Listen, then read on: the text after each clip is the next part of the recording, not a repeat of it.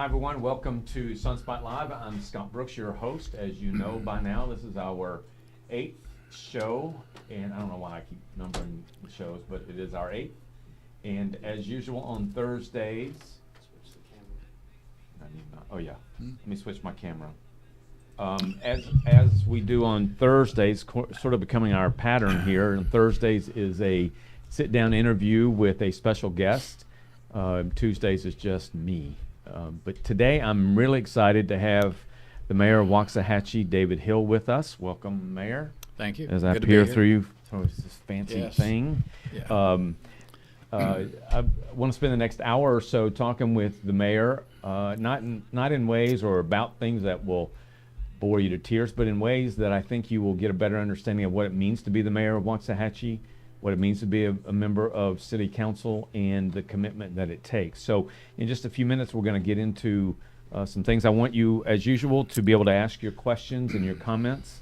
I love to have those. This show is all about interaction. Otherwise, we would just do our podcasts as we used to do them. But in this case, we want to have interaction with you and to answer questions, field your comments, listen to your concerns, and nobody better than the mayor to answer questions about specific questions that is about the city of Waxahachie. Before getting to that, I want to remind you that our reason for Sunspot Live is to really provide a forum that encourages each of us to, I say, be a beast for good, and that is that we're surrounded by society that's really, in many respects, is a beast for bad. And as I see it, we just can't continue to allow that to happen without pushing back. So this is about pushing back in a positive, forceful, strong, obviously non-violent, non-threatening way, but to say enough's enough, we want to be a different kind of source. So when people come here, we're just going to field questions, and there's not going to really be any of that animosity if I have anything to do with it. So that said, that's our mantra, if you will. I also want to tell you that we we'll have a giveaway next Thursday. That giveaway will be to a really cool place here in Waxahachie, in a really cool event. I'll tell you more about it later on, but almost not, I wouldn't say every show, but many shows we have a giveaway. Some are gift cards, some are dinner for two, some are, we just gave away 2 Rangers tickets the other night. So we have a really cool giveaway coming up in the next couple of shows. At the end of this show, once the mayor and I are done, I'm going to introduce you to a special kind of guy. He's somebody that's still relatively new to town, but has a special talent. He's going to be doing and having his own live stream. So we're going to tease you with getting to meet him for just a few minutes, and then we'll lead into his show once he and his team are ready for that in the weeks to come. So again, thanks for being here, Mr. Mayor. So I want to ask you a number of things, and I want to give you the opportunity to tell us whatever it is you want to tell us. But to get started, what is the best part of being mayor of Waxahachie? I think it's all good. Yeah. Yeah. I'm not a negative person, so whether it's city council meetings, attending other city commissions, committees, making some decisions that are difficult. Mm-hmm. It's still, if your purpose is to make the city better, yep. And that's your sole desire, then it's a joy to do it. How hard? I've often thought about, and I get a kick out of candidates who, in every place I've ever been, particularly when it comes to city council and school boards, but particularly city councils, candidates will often run without really fully understanding what it means to be a council person. Mm-hmm. So you're a council person and the mayor, yes, which has always been the setup here. But is it possible to have a full-time job like I have, let's call it, and full-time doesn't mean 40 hours. Most of us work more than 40 hours. For those of us that own a business, we work a lot more than 40 hours. Is it possible, in your opinion, to be a mayor of a city or even a council person of a city like Waxahachie and have a full-time job? Well, I think the answer is yes. Yeah. Right? But you only have so many hours in the day. Yeah. So you can only go to so many places. So if you're going to give 8 to 10 to a job, that's usually when the city's running. All of our committees and commissions are usually during the day. We have a couple late in the evenings. Council meetings are at 7. So you work your normal job during the day, and then you go to council. They're usually only an hour, maybe 2 hours long. Yeah. We had one that was 8 hours this year. Right. I think we got out at 2 or 3 o'clock in the morning. But it's getting to where the cities, we're right at 50,000 people. So when you start getting that size of a city, and we're continuing infrastructure repairs, streets, and all this stuff, so there's a lot of work that goes on. Right. A lot of businesses are coming, a lot of people are coming, so it's not like it was 20 years ago, nor 10 years ago. Yeah. The responsibilities are more. Demand on my time, I get requests every day to read a proclamation, to come to this, come to that. And as a councilman, they're the same way. Yeah. I mean, you're limited in if you have your own job. That's why I shut mine down 4 years ago. First of all, people said there was a conflict because I'm a builder. Developer, yeah. So I said, oh, well, okay, I'll stop that conflict, so we'll close the doors. Yeah. Right.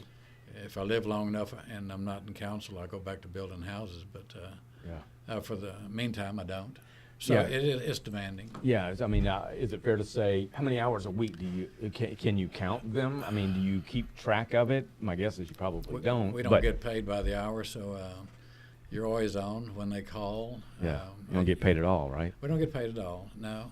But, I mean, we're working with Navarro on their expansion for the nursing school, so now we've got another meeting to meet with their board of directors coming up next week.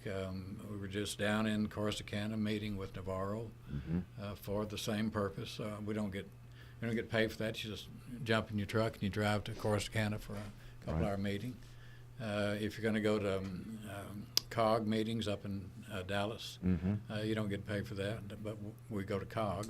Yeah, I guess for some of those, I know you guys go to seminars and instructional, educational thing, and those are normally not, at least not that I'm aware of, in Waxahachie. They're usually in Austin. They're usually in Austin, San Antonio, Bastrop, and places like that. You can't really just have a full-time job and go do that stuff, unless you have a a lenient employer. Well, you'd have to be the boss. If you're the boss, take off, shut the door, and go take.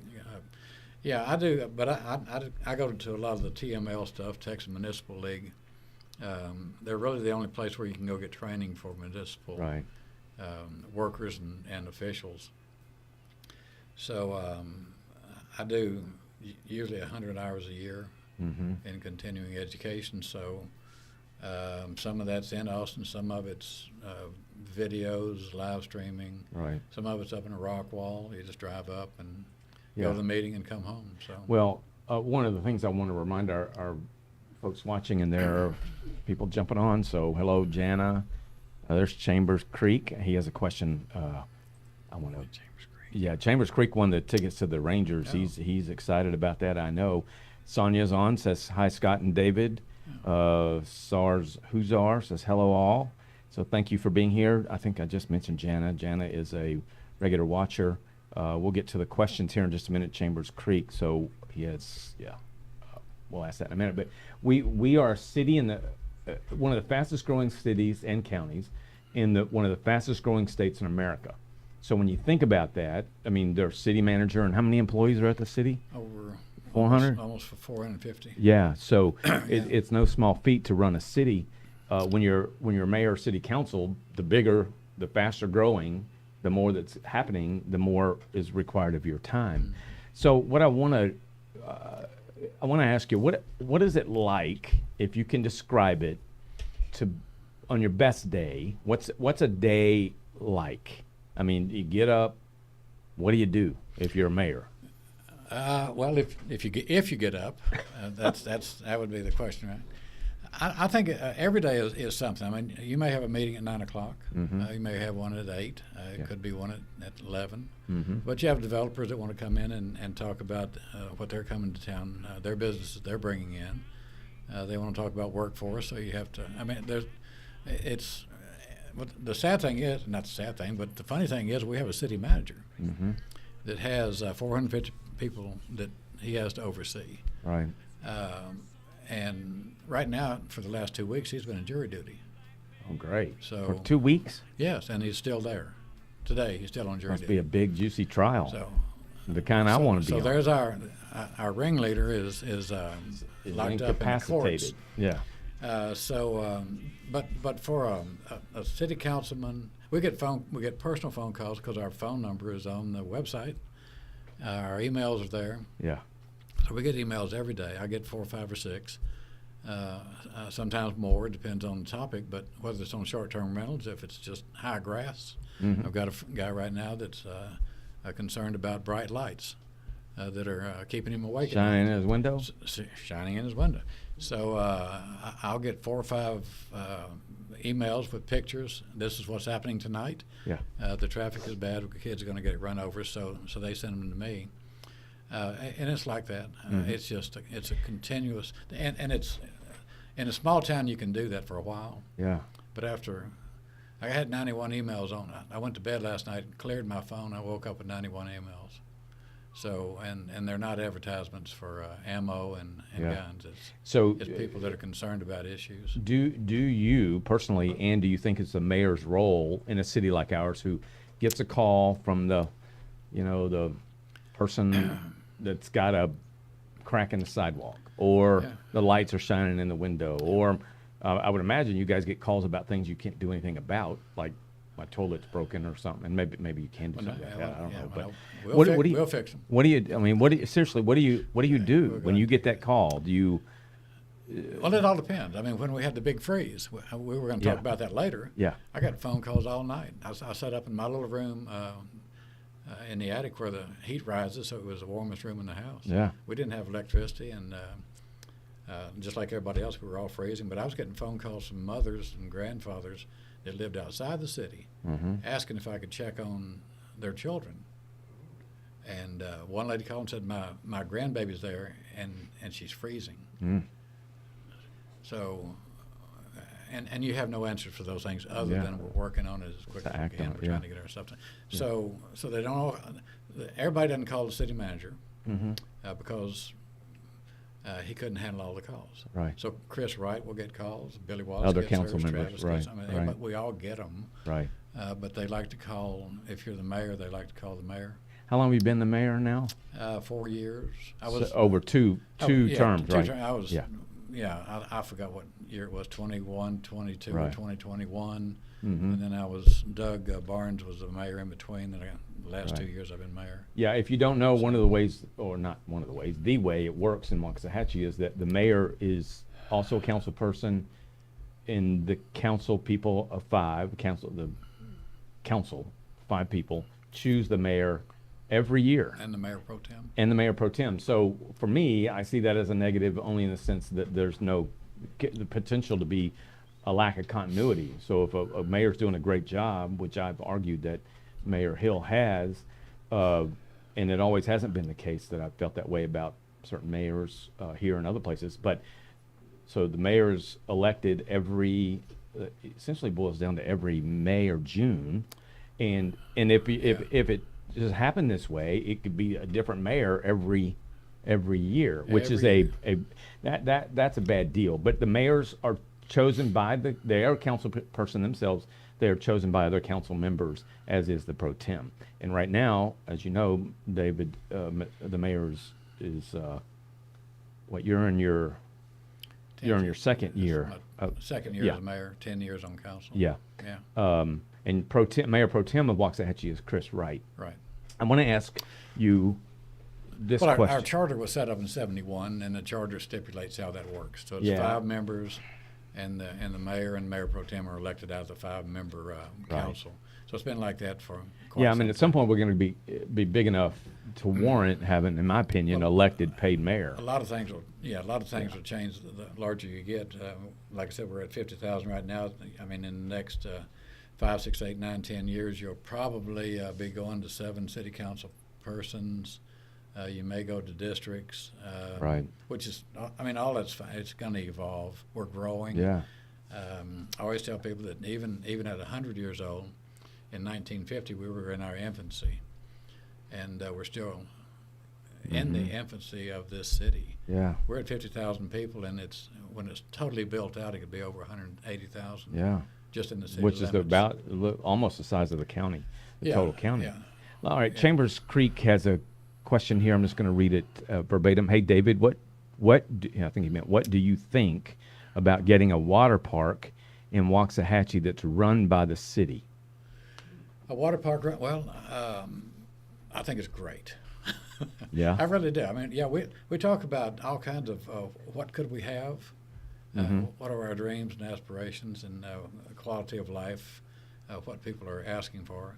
So right now, people are talking about a natatorium, which is Right. $20 million. A natatorium is for swimming. Yeah. Yeah. 20 million? 20 million. I remember, what was it, 10 years ago, it was 13 million. Yeah. Well, it's only gone up 7 million for the same box. Same box. On a skateboard park, which is 800 to $1 million. Just name. But that, to his question, something like that, you could do a private partnership with the city and a developer to come in and do something like that, share the cost and the operation of it. But those things, I mean, everything's so expensive, and which gets you, when you study the finances of our city, we only have 2 revenue streams. One sales tax and one is ad valorem tax. So we're always struggling with ad valorem tax because everybody wants their taxes reduced. So last year we only collected $30 million in ad valorem tax, which I say just only, but what that really means is that was everything that we tax in the city came out to $30 million. And the split is usually residential, about 50% of it. Some people say 60-40, but about 50% of it is residential ad valorem tax, and the rest is everything else, business and everything else. Yeah. So sales tax is about 28 million-ish, somewhere along there, and the ad valorem tax just happens to be almost what we pay our fire department and our police department. We may have $1 million left over when we pay those 2 bills right there. Okay. So it doesn't leave a lot. Kevin Strength used to say it all the time. He said, David, we're going to be doing meat and potatoes for 20 years. There ain't time for dessert yet. Yeah. He said, but there'll come a time in the city's life where the city can say, hey, now, here we are. Are we there? We're at that point. Are we getting closer to that? We're close. So when you when See, Chambers, you can do 2 things, because we can talk for hours about the finances of the city. You can do a certificate of obligation bonds, where we just sit down one day and say, look, we're going to build a splash pad. It's going to cost us $5 million. We want all the bells and whistles on it. And that's not how much they really cost, but that's so for argument's sake. So you could do COs, and we just issue bonds, and it adds to our debt. So right now our tax rate is about 61 cents, but 37 cents of that goes to pay debt. So that only leaves you less than half, right? Right. For what goes into the general fund to take care of all the bills of the city.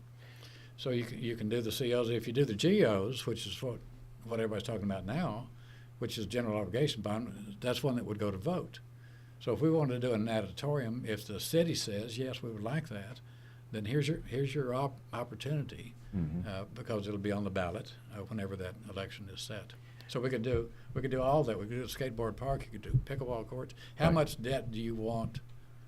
What do you feel comfortable with? Yeah. So and you get to vote on it. Chambers Creek's question, and Chambers Creek, you may want to, if you can, quantify or qualify or be a little bit more specific about a water park, because there are those water parks like Hawaiian Falls that are those are businesses those are businesses. Those I think most of them are not city owned or city run.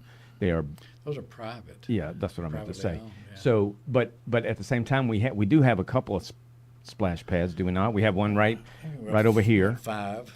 Okay, so we have 5. So when Chambers Creek, are you referring to like a Hawaiian Falls setting, or are you referring to something that's more along the lines of what's already here, which is a splash pad? Yeah. Okay, cool. Yeah, because splash pads are, they used to be 300,000 or 400,000. Yeah. It depends if you recycle your water or if it just goes off into a creek. It depends on how you do it. But there's a lot of expense on all that. Okay. But we put in our first one. George Brown was the first one. over behind the pub. Yeah. Our first little splash pad. Yeah. And you couldn't get in there because of all the kids. Right. And it's funny because I walk across the street to over here from our offices, and I can hear the kids out there playing. Yeah. Here's another question from Doug: Is the mayor is unpaid right now? Is that the Yes. question? Is the mayor unpaid right now? Yes. Yes. I'm unpaid. Did I hear that right? Yes. Yes. So the mayor. We get it. They give us a T-shirt and a hat every year. We get. Yeah, you're wearing one of your reelected, shirts, right? I'm wearing. Yeah. But this is. That's not the city. No, this is CVB. Because the city is those ugly I green don't know ones. how I got that one, but the only thing that they give us gas money. Yeah. I think $100 and something a month for gas. Comes Yeah. to about $1,800 a year. Right. So if you drive to where, I put a lot of people will tell you, I put 200,000 miles on my last truck. It's parked in my garage. I got 60,000 on a 2-year-old truck, and 99% of that is in the city. Yeah. Yeah. So I go back to candidates. $100 won't buy much gas anymore. Yeah. I mean, when I think about candidates who it does bring me a bit of, not joy, but I laugh when I hear about candidates who think that they can just run and win. First of all, it's not that easy. Second, that getting on council is kind of a part-time thing, when in fact it's in many respects it can be complicated because some of the things y'all deal with are complex. If we said to 10 people standing in front of us, what is ad valorem tax? My guess is, including years ago me, I wouldn't know what that is, and most people don't. So to that end, ad valorem tax is going to be like a property tax and other things. So yeah. Well, it's a commitment. I was in church one day, and I was walking down the aisle, going back to sit down with my wife, and a guy grabbed me by my arm, and the church hadn't quite started yet. And he said, "David, have you ever thought about running for city council?" I said, "I've never done any of that stuff. I have no idea what you're talking about." Yeah. So he said, he wanted to talk to me after church. We had a conversation, and he said, it's not that big of a deal. All right. So if it's not that big of a deal, that's something I can probably do right now. Right. And but I found out it's a whole lot more, and that was 11 years ago when Dr. Leith asked me to do that. Yeah. So and I told you this the other day that if you want to talk about the growth of the city, you numbers don't lie. 2014, our sales tax was $9.8 million. We collected $9.8 million in sales tax. What year? 14. 10 years ago. Yeah. Our sales tax this year was $30 million. 30 million, or almost 31 million. Billions. 31 million. Yeah. I'll get it right. 31 million, and that's over $1.5 billion in sales. Yeah. So small businesses and every business that's come into town, it didn't just happen accidentally. Right. There's been a plan. There's an economic development plan for the city that's 25 years old. Yeah. That continues to get updated. Where are we going? What are we trying to attract? Right. What do we want our landscape to look like? Do we want a bunch of truck stops? No. Do we want a bunch of distribution centers line the freeway? No. Do we want to be medical? Yes. We want to do the high-paying jobs. So there's been that consistent thread of the desire of councils and staff for years. Buck Jordan, go back to Wilkerson and Joe Grubbs, all those mayors, you could ask every one of them, and they would all tell you that what we want to do is build a city to where you can be born here, you can go to school here, you can get your degree here, you can work here, and you can die here, and you never have to leave the city limits. Yeah, one of the things I've often said is that people who, and my wife's a perfect example of somebody that's lived here all her life. I mean, every day of her life, and she loves the city. Yeah. I would say there are a number of people out there who think because they've been here their whole life that it's a whole lot better in other places. Jerry Hollingsworth, the superintendent, will often talk about how people who might think that every other school district is so much better and so many more advantages than a place like ours, he's quick to say that's backwards. Is that what we have here in the school district, and I argue for the city, is unlike most, I know it is, given my travels, that it's unlike most cities in America that would die to have, I think, what we have here. And that just doesn't happen. So it requires a city council to be top notch. And for the longest time, I believe we had a city council of which you are part that really did its job. I think that's why we're sitting where we are now. And even those who I might disagree with on current council, which aren't that many, I still admire them for they're all in kind of, that's going to take the work, and I'm willing to do it. Yeah. Let's talk about, let me go back to Chambers Creek. So Chambers Creek is talking about the kind of, this is what I thought, that water park that has a lazy river through it. I think there's one in Cedar Hill. There's one in Waco, I know. Those would require, I don't know if those are private businesses doing those. Yes. Okay. So the city is it fair to say that the city's not in the market of building and running a water park, a huge water park with those kinds of amenities in it? What we're in the business of is making sure that you can drink the water, and you have enough to make it the rest of your life. When you flush your toilet, it works. Yeah. And you can drive on the streets. Enough green space to get you some exercise. We work on quality of life more than we get to talk about, but the big things like that, those are partnerships. Yeah. And I don't know if Waxahachie will ever have that because just the size of it, the size of the city, everything is demographics. Yeah. Everybody that comes to the city of Waxahachie, they ask 2 or 3 things. Do you have a workforce? Second thing is, do you have executive homes? What's your average income and pay? And so when corporate entities are looking, they're checking off these boxes on their list of what they need before they will move there. Tom Thumb wouldn't come until we had 50,000 people. Right. So when we hit it, and now they're building. We're not on the census at 50. Yeah. But we've got the water meters in the ground to tell us how many people we have here. Yeah. So census is only done every 10 years, right? Yeah. So we've grown a lot since 2020. Yes. Was that the last census? Yeah. And we're still getting about 150 a month, people moving in. Well, I tell you, we at the Sun, we put out a piece we call a direct mail piece that goes to all newcomers to Ellis County every month. And that ranges anywhere from 700 to 800. That's countywide, including Midlothian, which is growing like we are. Yeah. So it's there's a lot of people coming, and last year we had more, but it slowed down for everybody. I think we had 1,500 or so building permits for houses. All right, so there's a lot I want to get through with the mayor, but we're already a half hour into it, and I know we're not going to get through this. So let's go rapid fire with some things I want to ask you about. Your experiences as mayor. So the pandemic. So you were here as mayor, right? Were you mayor then? Yes. So you were mayor. Yep. And we get the word from wherever that the pandemic is here. Pandemic, I don't really think existed, but that's a story for another day. Well, and you were the mayor. We sure acted like there was one. Yeah, we did. And to everyone, not to everyone, but that's what I want to ask you about. What was it like to be mayor of a city that, like most other cities, was in somewhat of a panic mode, shutting down, and you guys created something to facilitate? It was a crazy. If you don't think there's someone that orchestrates and puts things together, then you're missing it. The whole story was I was in Taiwan. We flew to Taiwan to meet with the president of Taiwan Manufacturing Corporation, which manufactures all the chips. 98%. Don't tell me you brought the pandemic. No, 98% of the chips are manufactured in Taipei, Taiwan. We were over there.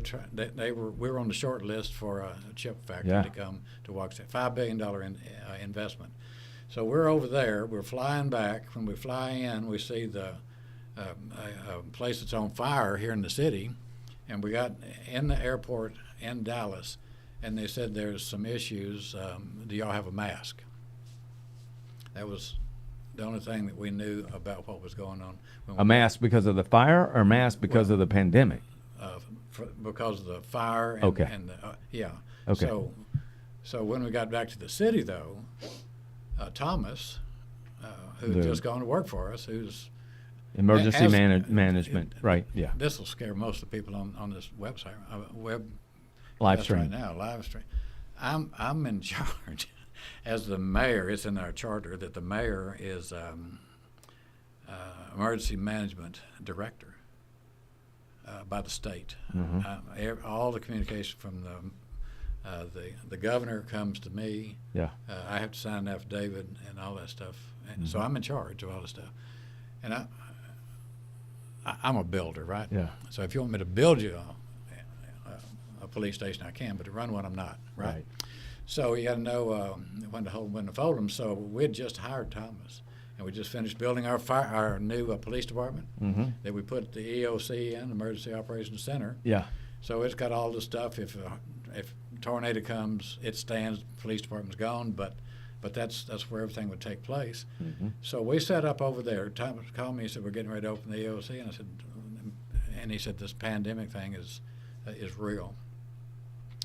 So we started watching. We have a little map on the wall on the screen, and every place that there's a reported case that's positive, they put a red dot, and these red dots started popping up all around us, and we're sitting there saying, what is this? Yeah. I mean, we'd never heard of COVID-19. Yeah. So after we lost 30 people, I think, up here just north of town, we really thought it was serious. Yeah. So all the emergency people got together and we started talking. Had Todd Little and everybody was in a room. We're trying to figure out what we're going to do and how we're going to take care of our community, because that was critical. They were starting to shut. I mean, we're getting orders. I'm getting executive orders saying we have to shut down. Yeah. Board up the sidewalks and tell everybody to go home. Yeah. And the businesses are screaming, saying we ain't closing. And I mean, we're in Texas, right? So we go through this whole process. Anyhow, it was a bad deal. A lot of people got sick. I mean, it was a new experience, novel, right? So we ended up with and I'm going to get us through all these things. We're not going to make it, but and I don't want to shortchange the. What ended up happening was the hub was built. We got a hub. That's right. Yeah, almost didn't get it because of somebody. Yeah. Well, actually, what NIM kid, who is in charge of Texas Department of Emergency Management, said. I was on a phone call listening to the conversation, and he said, right now we can't get y'all Moderna and Pfizer, but Johnson & Johnson is coming out in 6 weeks. And I'm on a phone call, and I'm thinking, well, in 6 weeks, how many people are going to die without it? Because everybody's thinking you have to have the vaccine, right? Yeah, right. We weren't thinking any of this other stuff that everybody talks about now after it's over. But at that time, we really thought. We believed Fauci. Absolutely, yeah. I mean, we had no reason not to. So I called Jake Elsey, our congressman, and I said, Jake, there's some people that are saying we need to wait 6. And Baylor Scott and White had already set. My hands are moving too much. That's all right. Baylor Scott and White had already set up the hub out at the senior center, and it was ready to go. Computers are there, everything's taped down, tables. Nurses are standing there waiting for cars to come in. Yeah. And people over here on this other side are saying, well, we can just wait 6 weeks. So as soon as that conversation started, Baylor started taking the hub down, disassembling everything, going out and picking up the computers and everything. They're getting ready to go back. And when I heard that, I called Jake, and I said, we got a problem. And he said, what is it? I said, they're wanting to wait 6 weeks. I'm afraid, I don't know how many people will die in 6 weeks because they don't have the vaccine. Yeah. And he said, well, David, act like you're the mayor of the 70th largest city in the state of Texas. I said, what does that mean? Yeah. What does that mean? And he said, call NIM kid up there and tell him that you need some vaccine and you need it here on Monday. That the hub is up and running, waiting for that vaccine to get here. So I called him, and he was in the meeting. Delivered? He was in a meeting, and he came out and he said, do you need to talk to me an hour? Can I wait for my meeting is over? I said, no, I'd like to tell you something right now. We had a nice conversation between two grown-ups, and he said, I'll have your vaccine there on Monday. And the vaccine showed up, and Monday we had to get, I think the first thing we got was Moderna. Yeah. And then Pfizer came, but but we got and we did 80,000. I was going to ask you. Yeah. How long was the hub alive and well? 3 weeks, 4 weeks, something like Yeah, that. and so 80,000 vaccines 80, were given. 80,000, yep. Do you remember how many people in Waxahachie lost their life because of COVID? I can't remember. 30 of them in that one spot. Yeah, In a was it care facility, whatever. Yeah. I don't remember the name of it, but the guy. Yeah, I don't remember. Somebody that. came in that had it. Yeah. And of course, these people can't. Yeah, go anywhere. assisted living, right? Assisted living. Mhm. Yeah. But we had 600 or so. I think was the county. Well, is that right? It could be somewhere. I can tell you this. Having gone out there and saw you guys in action, and you were there pretty much every day, right? Yeah, I missed 2 days. I remember going out there to, as part of my job was to get the vehicles that were driving in directed to the next spot. And there the line was forever, and it was as cold as could be. Yes, sir. But there were cars and people coming from not Waxahachie, all over the place. And I mean, car loads of people. Yeah. It's like they're going to you'd think they were going to a drive-in movie or something where only one person pays. It was a 10-minute deal. Yeah. By the time you got in line, to the time you got inside, got signed in, got your shot, waited 3 minutes, got back in your car, you could be out of that place in 10 minutes. Right. We had newspapers down here and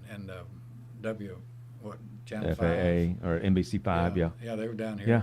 shooting pictures of us, but it ain't like this up in Dallas. Yeah, it was an amazing experience, and I know that the mayor, you, city manager, city council, all had a role in that. Everybody jumped in, yeah. Okay, It wasn't just me, but we also speaking of cold, let me see here yes, before I go to this. Let's see, I need to ask you a couple more questions. Somebody wants to know how you say Waxahachie. I just said it. spell it with a W-O-X. W-O-X. Yeah. Wax. Hooked on phonics. Yeah, it's hilarious to me. I know you can say the same. If Those of us that live if here. they say wax, we know they're not. Well, from I got friends of mine that have probably talked to me 10,000 times since I've lived here, and to this day cannot say it right. Mm-hmm. And I'm not going to. I tell them I'm not talking to you anymore. I don't butcher your name or your city's name. Go home, work on that. And My college roommate, I don't know how he gets to how he says it because it's not anything like it's spelled. Yeah. But it's Waxahachie. I always said it was like the wok you make Chinese food in. Yeah. But it can be. Okay. But it has an A. It's Waxahachie to some people, but it's Waxahachie to people that know, right? Waxahachie. Yeah. Chamber Creek added to his question also a lap pool to swim, and for the little kids, we have an area. He's talking about where he lives that have that. I think at some point. Well, that's why we have the natatorium. See, that's got Olympic stuff for the high school swimming team, right? And then it's got the other side for the public, which is all that. Yeah. Again, for those of you watching, it was maybe in 2015 or 16 when the natatorium was on the ballot. Yes. And for $13 million, and it was shot down by the voter, and it hasn't been on the ballot since. Doesn't mean that it won't, but and we were buying bonds then for 2%. Yeah, which one of these days, for those of you really interested in that stuff, we can have a show, just so we can you can explain to people how that stuff works. Let's see, we got another question here. This from Sonia? Did they answer? Oh, wait a minute, she's asking somebody what to bring home for dinner. Oh, she's asking somebody else on the stream if we answered them. Okay. We did. All right. So next up, I want to talk about. It was 3 years ago. It's all hard to imagine. It's already been 3 years ago. Yeah. This month, here, when Waxahachie froze. I mean, froze. Yes. It was in the below freezing sometimes. Yes. And you were mayor, were you not? Yes, again. So that was that during the pandemic? After the pandemic. So I got the pandemic and the freeze.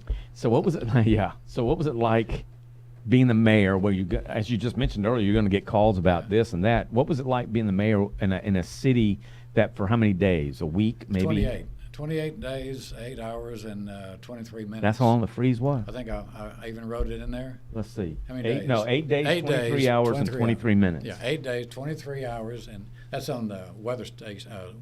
Oh, yeah, okay. So that's how long we were below freezing. So we were ERCOT and the grid. A testimony in Austin, they said they were within a minute and 20 seconds of the grid completely melting down in the state of Texas. And then none of us would have had any protection. Well, this 2 months after the storm, they're testifying before legislature. Yeah.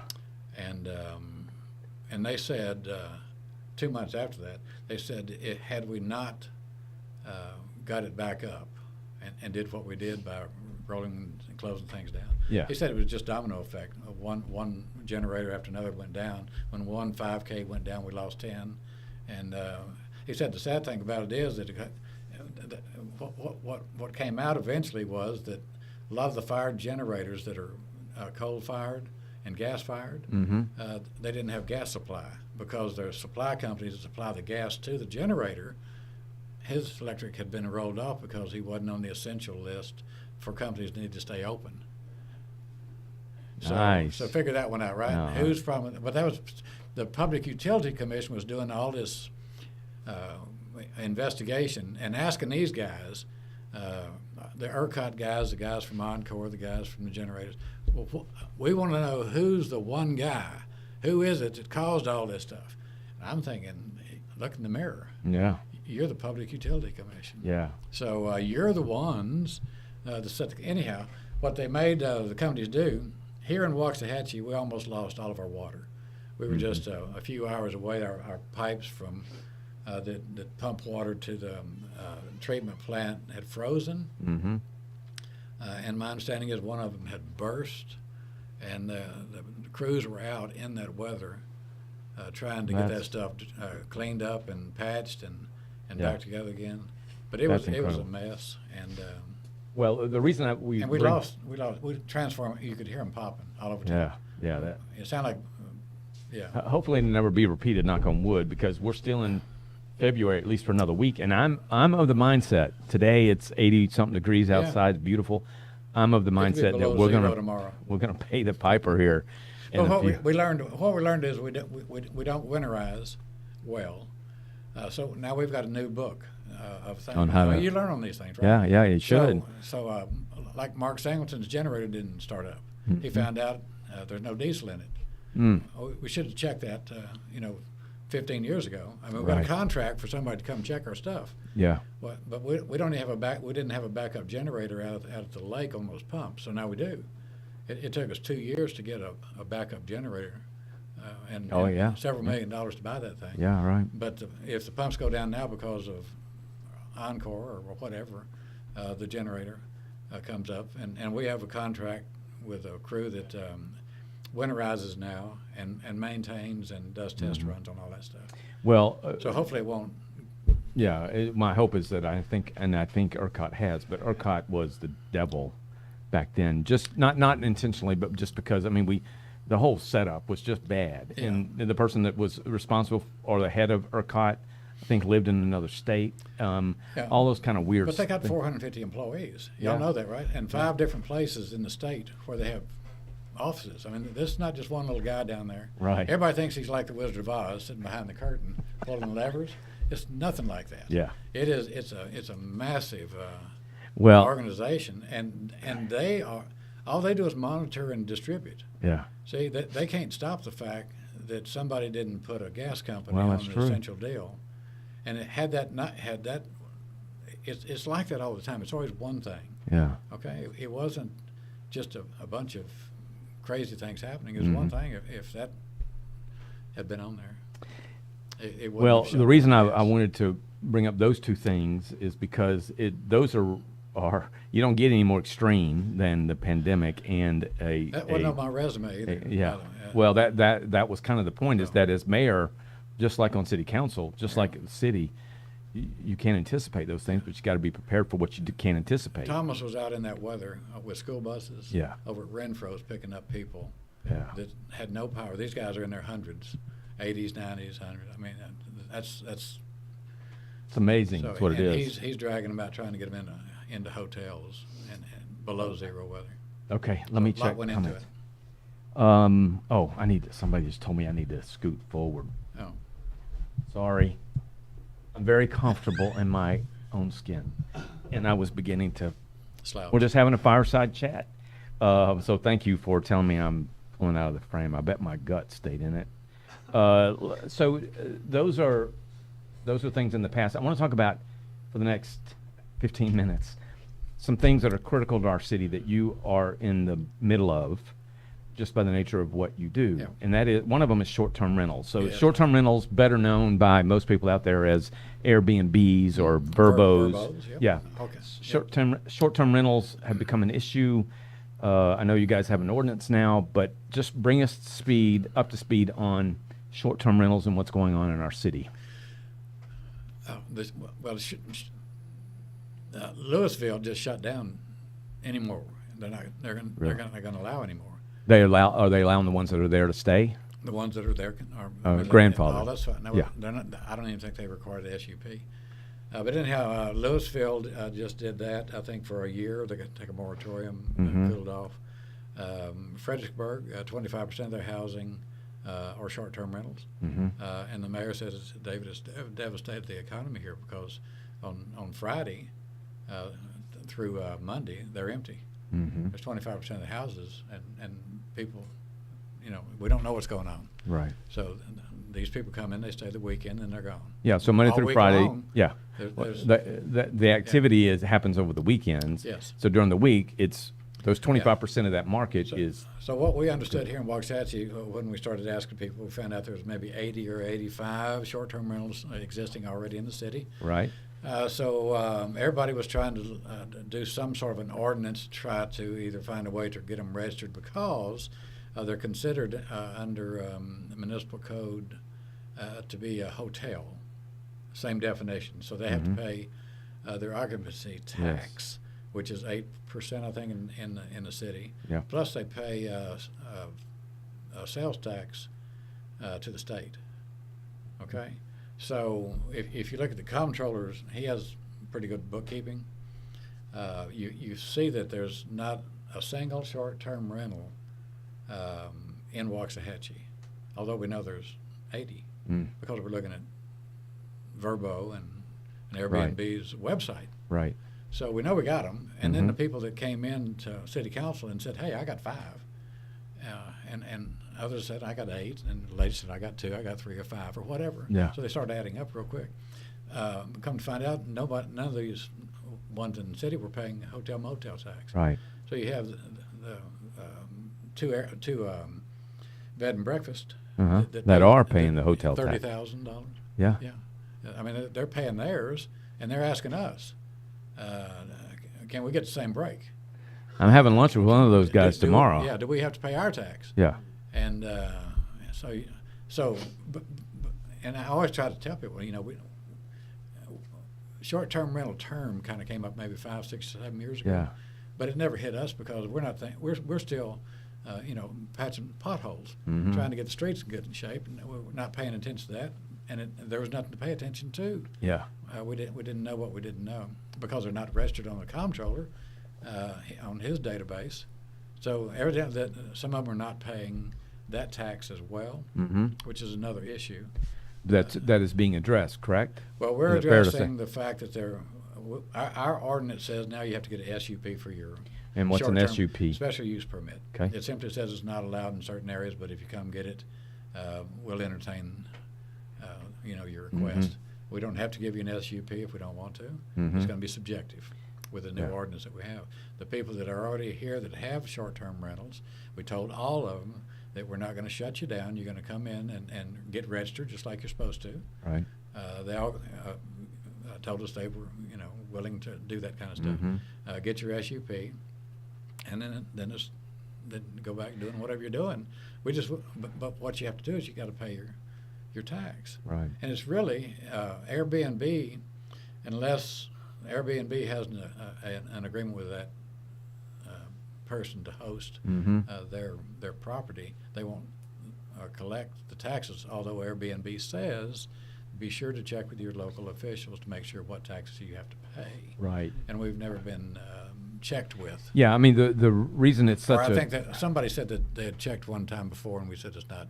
Don't worry about it. And I'm still trying to figure it out. Yeah, as I've shared with you before, I'm on the board of my HOA, and we have an it's a CCR, continuing something resolutions, but that says you can't rent or lease a home for less than 90 days. Yeah. And that is to keep people that are just coming in to stay the weekend from doing that, because this came to head as a result of a homeowner that doesn't live here anymore, Right. renting out his home at the lake, and it turning into what I think is fair to say a party home for all kinds of types of parties. People in that place at one time. Yeah. So I mean, imagine being a neighbor of you move into a neighborhood and you think, well, I look forward to meeting my neighbors in the house right next door to me, only then to find out that the house next door to me doesn't have a neighbor in it. It's a short-term rental, and who knows who's coming in over the weekends. Yeah. That's a bad deal. And if all you just watch the news and you see what some of the stuff can happen. Well, didn't we just have a guy? What was it, Fort Worth, that was delivering wood? Mm-hmm. Maybe I don't know if it was Fort Worth. Yep. to a short-term rental. Yeah. And it's not funny because the guy got attacked and beaten to death with a piece of lumber or firewood. Yeah. All right. There's more to say about short-term rentals. I really, as the publisher of the newspaper, feel an obligation to make sure that our residents and citizens know about those. Don't want to, I had lunch the other day. Listen to this. I had lunch Monday with someone who lives in Dallas. Mm-hmm. She and her husband own an Airbnb on Mockingbird. Mm-hmm. They lease their Airbnb to a guy who then sublets it as the actual Airbnb. So for a price, he pays the owners. He lives in it except for the weekends, and then allows it to be a short-term rental on the weekends, and gets paid by those people more than what he's paying the owners for. And they're paying him, he's paying them more than what the mortgage is. And that's what the deal out the lake was. Is that what it was? The fellow that lived in Florida leased that house out there. Yeah. From the fellow that owns it. And he turned it into an Airbnb, and was making enough money on the Airbnb fees to make sure he paid the lease plus whatever profit he was making.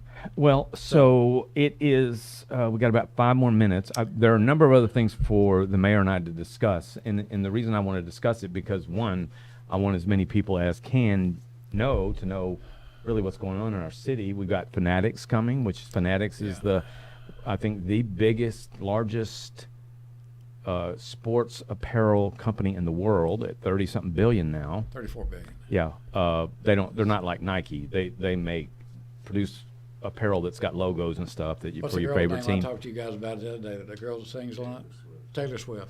Yeah. Why'd you? Yeah. Well, because this is Fanatics. The story was that they sold over 900,000 jerseys with Kelsey Swift on the back of it. The first time they saw her up. That's a whole nother show right there, because I know some people watching this. Nothing about Taylor Swift is neat. Just think about the guy back there trying to make these things. Yeah. He said, there's a misprint here. Is that 90 or 900? That's 90,000. Yeah, 900. it is amazing. But from Tom Thumb to other, I don't even know. I mean, you know better than I do, but the other businesses that are moving here. Yeah. By the way, when is Rose's taking over Tamales? Do you know?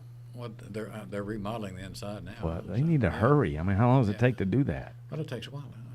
Well, we got that. We've got Fanatics, which is a 600,000 square foot building. You can fit 10 of the current HEBs, not the expansion.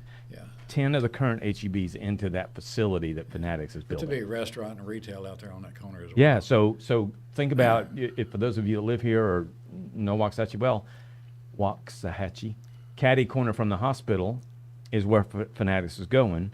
And it's going to be a hub of activity with all those things around it. Right. It's really going to change the complexion of our city, I think. And that's scheduled to be open, a year from now? Yeah. But you've got that, and then you got Baylor Scott and White adding another tower out the back, $350 million worth of investment into the community again. Yeah. The city... that part of the city is what you want to grow. Right. You want the services and you want the retail and the industry industry to be larger than the residential. Yeah, it helps a with bunch. taxes. Yeah, It helps right. a bunch. That's what I was Yeah, saying. I mean, the premise, I guess, the philosophy or premise is that we don't. When you have far more residential than you do retail, one, you're probably not going to be growing. But secondly, the tax burden falls It's on all the citizens. residential, yeah.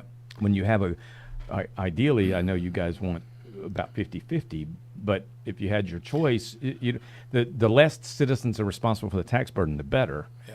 And we ought to be grateful for the growth that's coming here because right now there is that right balance or a good balance in any way. And most of we support probably an 80-mile radius, Malakoff, Maypearl, all around us. So, Mm-hmm.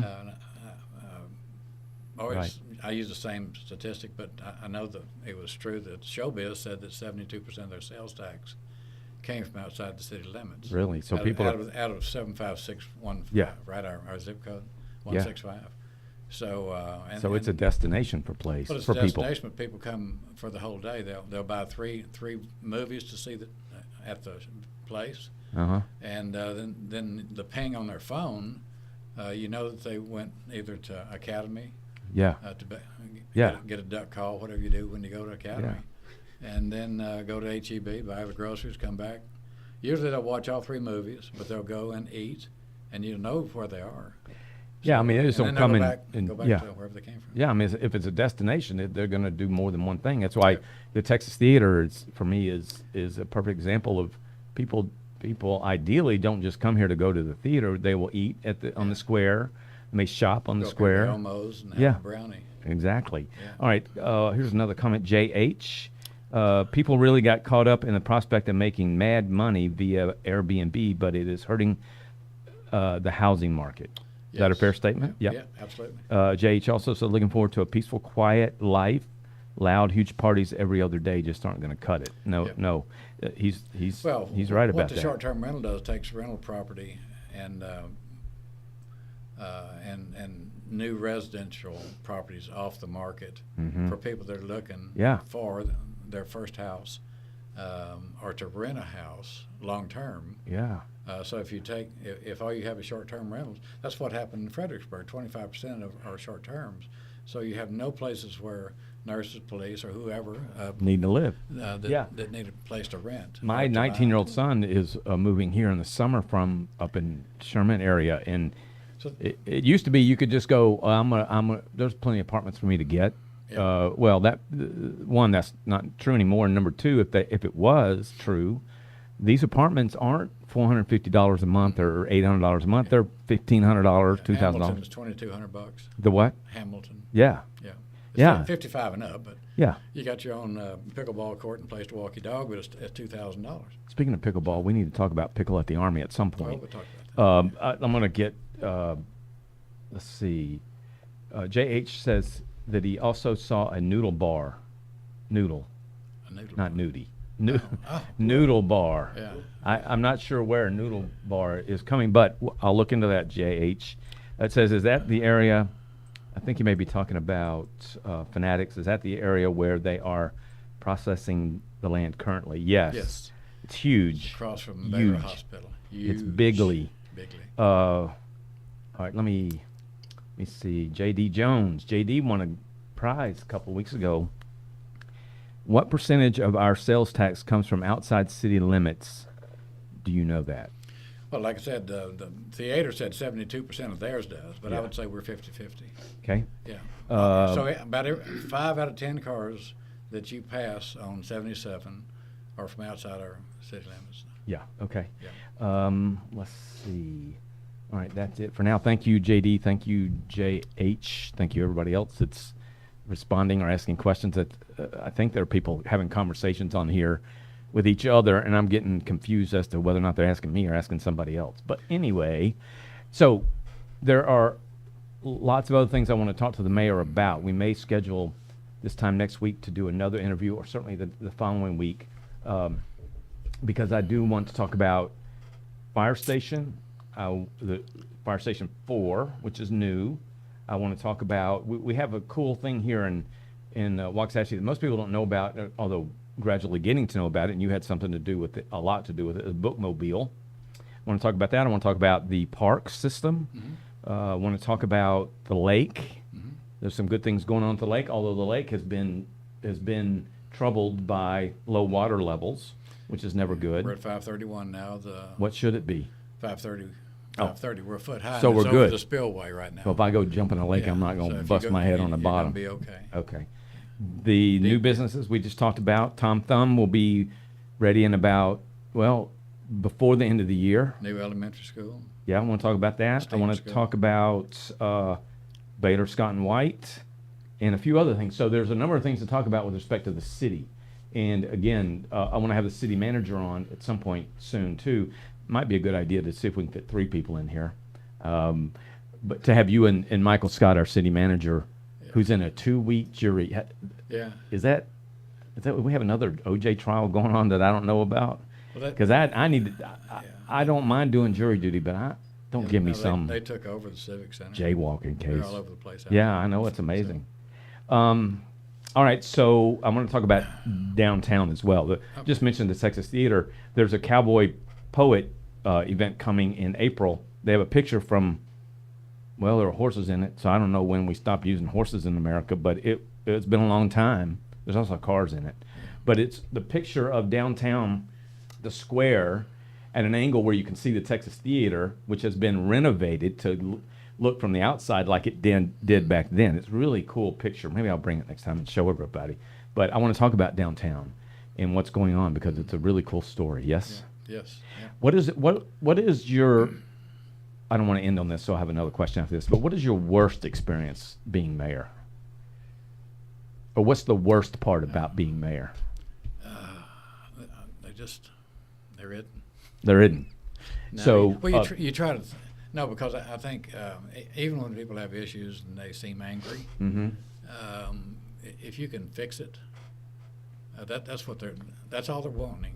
Yeah. Can you fix the problem? Right. And if you do that, then they'll pat you on the back. Yeah. So every time I get anything, I'm looking at it down at City Hall, talking to whoever I need to talk to. Yeah. See, the way we are at City Hall, the way the structure is, you have a city manager and he's in charge of staff. Mm-hmm. So council can't just run through City Hall and knock on any office wall. Yeah, you're not allowed to go into somebody's office to get rid of them. No. Yeah. All we can do is fire the city manager.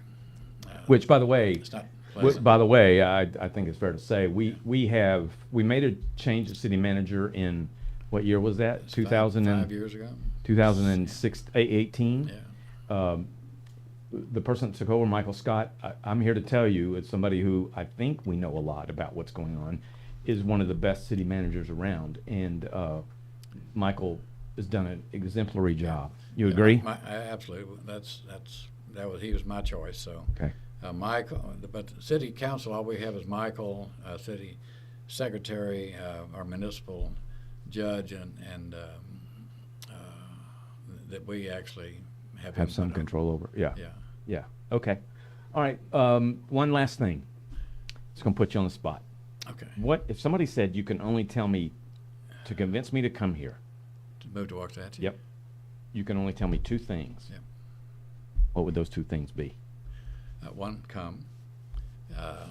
Here, I'll tell you why we came. And it wasn't for what most people think. But what I did find out is that Mickey and I got here when it was homecoming parade. Uh-huh. And I grew up in Houston. Yeah. With 3 or 4 million people. Yeah. Around there. We didn't have those. Right. So we sat on the sidewalk on the curb, and I cried. Okay. I'm not a crier. Mm-hmm. But that was the only one time I really think I just got teary. It wasn't a boo-hoo, but it was I one get of those it. teary moments because you're sitting there thinking, this is what home is, right? Mm-hmm. It's seeing the kids, cheerleaders, and the bands, and all of that, and from I tell everybody from Sycamore down. Yeah. This is the hub and the heart, kind of the historic Waxahachie. Right. And just by that, you can't help but walk around when you start talking to people that live in this area. They all feel the same way. It's about home. It's finally a place where you can. I tell people it's my home, and I was born in Shreveport, Louisiana. Yeah. But that's been 5 years ago, 6 years ago. So, but it's that feeling, and most people embrace you. There's 2 guys that haven't right now, but that don't like us. Yeah. But only 2. Yeah, it is a great city. It's a hometown feeling, and Well, we're branded that way. Yeah. The Hearts and the hometown. Yeah, matter of fact, I shouldn't do this. Somebody's about to look at me with a mean face. But in a few months, we're going to be launching a really cool, high utility, very dynamic, wonderful. Probably all I could say a whole lot more, but and I will in the weeks to come. But an app for Waxahachie that we're excited about. Part of its name will be Down Home, Waxahachie Down Home, because we no matter how big we grow, I hope we never lose that feel. It's Veterans Day, stuff like that. Yeah. Fireworks. We love our parades for sure. Picnic on the ground, Tulip Palooza, everything that we do, all says home. Okay. One last thing I see. Janet, thank you. She says, thank you both very much for your time today. You're welcome. Thank you for yours. Somebody says, what's a noodle bar? Well, they sell noodles. What more do you need to know? I know who said that, so I'm giving it a hard time. But the noodle bar is a restaurant, I think. We have one by Subway, but I don't know if it's a noodle bar. I could have my facts wrong. What about the chicken place across from KBEC? What's that going to be? Do you know? KBEC. No, I don't. Radio station. Yeah. I don't. Last thing, and I'm glad Corey Gentle weighed in. Would the mayor like to come out to a Texas Outlaw game? So the Texas Outlaws, we have a partnership now with the Texas Outlaws, which is a professional indoor soccer team, a part of a really major indoor soccer league. They play. I'll have more details in Tuesday's show about it because we're going to be giving away tickets. We're going to have lots of fun with the Outlaws, but the Outlaws, Corey is in charge of, I believe it's the marketing arm of the Outlaws. And this team plays from Utica, New York, to places out towards the west, down to I think it's Chihuahua, Mexico, and all points in between. And so, and if you've ever been to indoor soccer, I mean, it's not like watching however many men or women on 11 people, taking 4 hours to score a goal maybe. Indoor soccer is fun, exciting. So we're going to have some real fun with the outdoor soccer team called the Outlaws starting next week. But would you go to see the Outlaws play? Of course I would, yeah. So he says yes. Yeah. And, maybe, Corey, we could have a Waxahachie night at the arena where you all play. But very exciting, fun thing to happen. So that's it for now. Thank you for being here. We will schedule another meeting for the mayor and I to sit down and talk, and I look forward to that. I know. Yeah. I'm about to get up and whack somebody here. So but anyway, you're going to slide off. I want to introduce the next full head of hair, white hair. Both you guys make me sick, frankly, with that fancy hair. White, perfect hair. Perfect hair, Thank you. yes. Thank you for those well-founded comments. Oh, Lord. What have we gotten myself into? So let me introduce to you Jeffrey Lynch. Jeffrey, I was looking for you today on some stuff that you and Doug are working on, and I had to put in Jeffrey. I've never called you Jeffrey. Do people call you Jeffrey? My mother called me Jeffrey generally when I was in trouble. On all my books, I use the name Jeffrey, and everybody who's ever played golf with me or racquetball are used to hearing me when I hit a bad shot and either go, Jeffrey Michael! And you scold yourself? And I scold myself, and I'll tell you why. I did that as a mechanism to stop swearing. That's good. And swearing is not really flattering on anybody. No, it's not. And I have found it to be an effective method for me. So let's say to our listeners, I'll start doing this. So I don't swear often, only when necessary, which is not often. But going forward, all of us watching, when we're tempted to swear, we can just say, Jeffrey. I'll be Jeffrey. I think it's most effective if you use your own name with your middle name. No. The deal is we say Jeffrey. Okay. What's your middle name? Michael. Oh, you just Jeffrey said it. Michael. I think Jeffrey. Jeffrey. That sounds better. All right, let's talk about. I'm honored. Okay, let's talk about Jeffrey Lynch. Jeff has a special talent in that he is I would say, professional, in the best sense of the word, poet, meaning that he doesn't come up with poems that I might come up with, like rah rah ree, kick him in the knee, rah rah ras, kick him in the other knee. Classic. That's my best poem ever. But you got 2 books. I have 3. Out? Three books. I have 3. Let's see. Show them. This is my newest book. Show them right there. Yeah. And, this was my original book, 2020 Hindsights. It was written not about, and it says at the bottom, pandemic poetry. It's not about the pandemic, but it was written during the pandemic. Yeah. And there's kind of a lot of things that have to do with the politics of the times that seem to inspire me.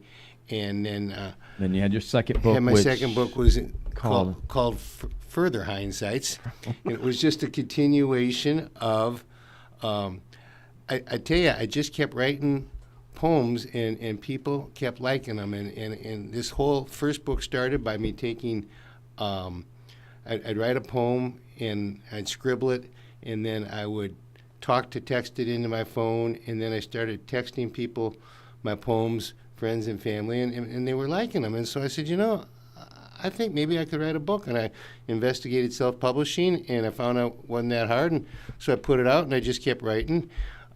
My wife and I moved here to Waxahachie in exactly 3 years and 1 month ago. And I knew how to say Waxahachie before I moved here. And my wife... You moved here from where? We moved here from the Kessler Park neighborhood of Oak Cliff. My wife had been in Ovilla for a long time. I'd been over in Keller.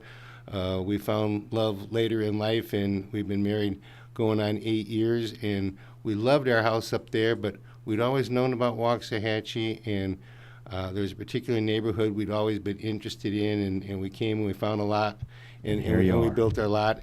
And very soon after that, I went down and started, we're big newspaper readers every day. Preach it. I'm preaching it, and the value of local news, you can't even put the value on it. And so I would get both newspapers at the store, and I decided quickly which one I liked the most. Which was? Which, of course, was the Waxahachie Sun. And so I decided to write a newspaper. So very shortly after I got home delivery, I started to I wrote a poem called The Paper, and I submitted it to The Paper, and they published it in their Poets Corner section. And then I've now had 19 poems in a couple of years in the paper. And I tell you, every day that I've got a poem in the paper, it's as big a thrill as the first day. It's like Christmas morning to me. It absolutely thrills me. And when you say a professional writer, you don't have to be a professional writer to write a book. Anybody can publish a book. Self-published now. But I do think that if the paper 19 times is found fit to put something in it, then maybe there's some value in it. And the second poem that I wrote was called Waxahachie, and the good folks down at College Street Printing found a way to superimpose the courthouse on the side of this thing, along with the poem, and the poem goes. He's good with writing poems and not so good with a microphone. The poem goes something like this: Waxahachie is a name hard to pronounce, and on every syllable a mistake will likely bounce.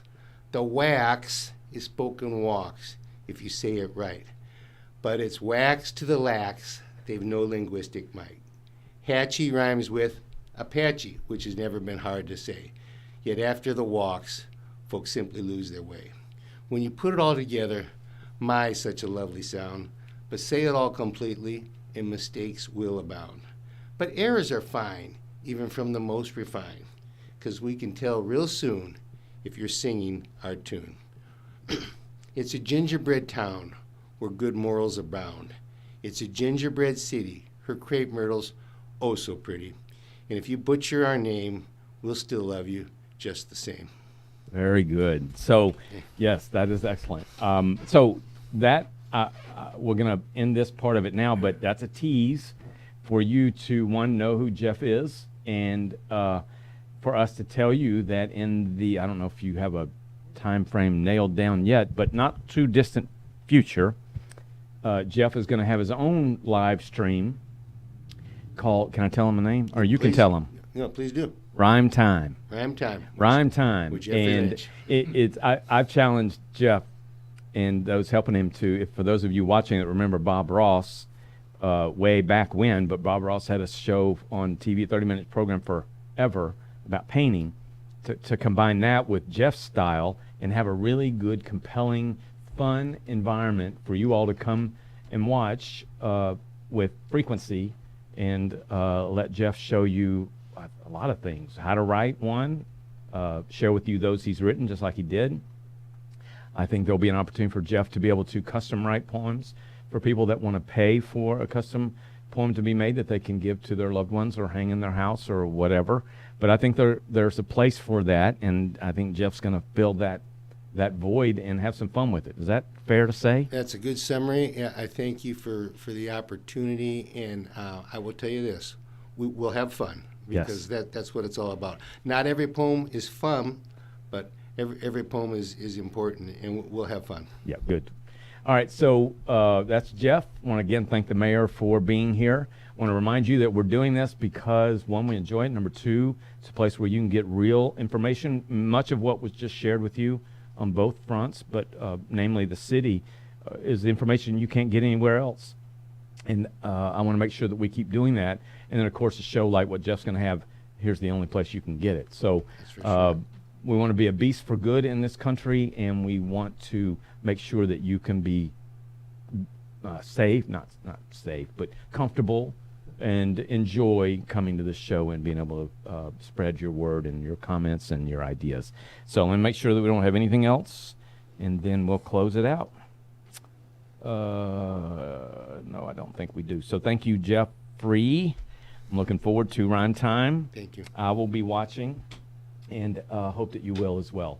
So with that, I will say we'll see you on Tuesday, when I'll be interviewing Jake Ellzey, our congressman in Washington, D.C. He will be here to talk about, namely, the impeachment of Homeland Security Secretary Alejandro Mayorkas. So I look forward to that. That will be Tuesday at 4:30. All right, so see you then. And we're also going to be giving away some exciting gifts. So see you then. Have a great night. Let me go back to my music. You can turn off the mics and let the slideshow run. Yep.